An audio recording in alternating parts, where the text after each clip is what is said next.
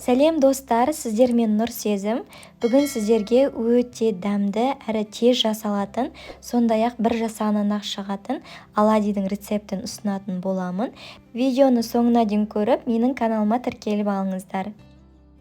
Алдымен ыдысқа 2 жұмыртқаны салып, оған 4 не болмаса 5 ас қасық қант саламыз және шым-шым тұз қосып, барлығын біріктіріп араластырып аламыз.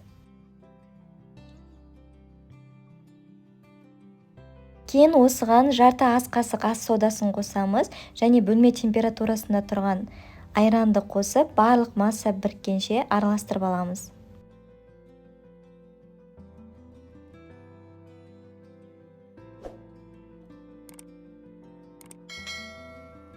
Кейін соңында ұнды бірден қосып жібермей, 2-3 бөлікпен қосып араластырып аламыз. Қамыр бізде сұйық та, қою да емес, орташа консистенцияда болу керек.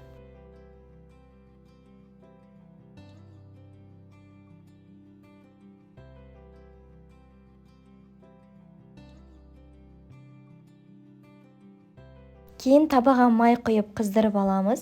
Май қызғаннан кейін осылай бір қасықтап оладьиларды құйып шығамыз және оның бетін жауып орташа отта пісіретін боламыз. Оттың астын қатты қоюға болмайды, біздің оладьиларымыз күйіп кетуі мүмкін және әрдайым қарап тұрамыз.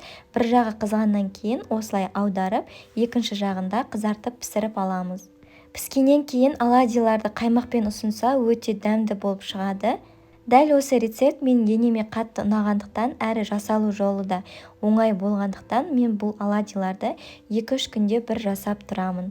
Сондықтан сіздерге де жасауға кеңес беремін. Оңай жасалады әрі таңғы асқа өте тойымды тағам. Видео ұнаған болса, лайк басып, комментарий қалдырып, менің каналыма тіркеліп алыңыз. Каналымнан көптеген рецептерді таба аласыз. Баршаңызға ас болсын.